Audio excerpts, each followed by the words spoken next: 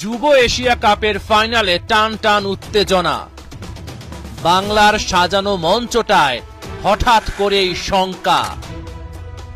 199 রানের টার্গেটে 44 রানে 3 উইকেট হারানো ইন্ডিয়াকে পথ দেখাতে শুরু করে মোহাম্মদ আমান ও কার্তিকেয়া।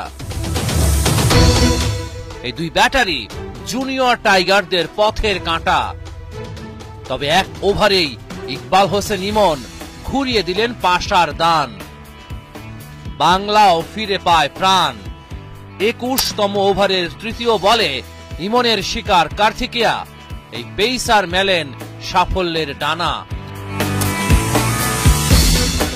এর কিছুক্ষণ আগে কোচ নাভিদ নওয়াজের সাথে কাপ্তান আজিজুল হাকিম তামিমের শলা পরামর্শ।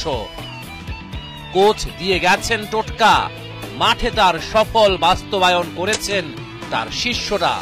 তাই গুরুর মুখেও ফুটেছে হাসির রেখা। ওই ওভারেই এক বল পর আবারও আঘাত হানেন ইকবাল হোসেন ইমন। রানের খাতা না খুলেই ফিরে যান নিখিল কুমার।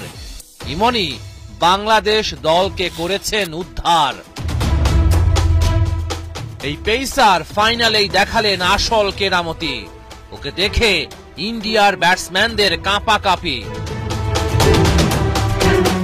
23তম ওভারের শেষ বলে পাঙ্গালিয়ার উইকেট তুলে নেন তিনি। বাংলাদেশ দলের জয়ের পথ করে দেন তৈরি।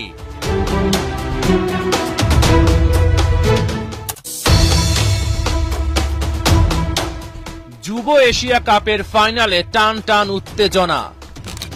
বাংলার সাজানো মঞ্চটায় হঠাৎ করেই শঙ্কা।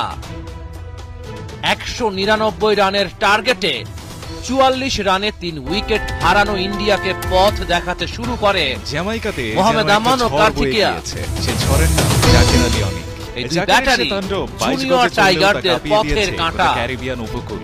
তবে এক ওভারেই ইকবাল হোসেন ইমন ঘুরিয়ে দিলেন পাশার দান। যখন একটার পর একটা বল বাংলাও ফিরে পায় প্রাণ। 10,000 মাইল দূরে বসে 21তম ওভারের তৃতীয় বলে ইমনের শিকার কার্তিকেয়া। মুশফিকুর পেসার মেলেন সাফল্যের ডানা। এমন দাপটে যেন আবেগে ভাষাটা খুঁজে পেয়ে সোশ্যাল মিডিয়াতে লিখে ফেললেন কোচ নাভিদ নওয়াজের সাথে বিশ্বাস, প্রশংসা আর আজিজুল হাকিম তামিমের সমর্থন শলা পরামর্শ।